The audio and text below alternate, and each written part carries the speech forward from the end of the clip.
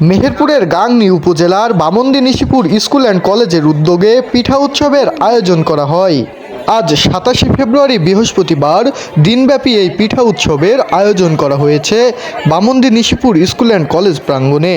15টি স্টলে হরেক রকমের পিঠা নিয়ে উপস্থিত হয়েছেন শিক্ষার্থীরা, আর সেসব পিঠা খেতে ভিড় জমাচ্ছেন পিঠা প্রেমিকরা।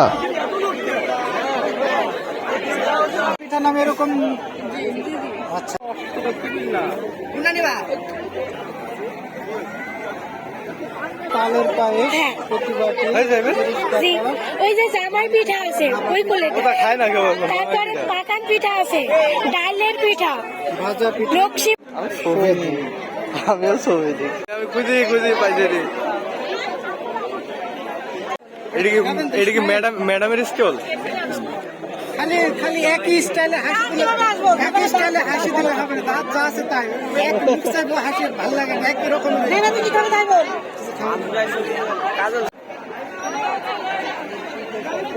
সেটা দেখে দুলা ভাইয়ের সাথে কথা বলছে।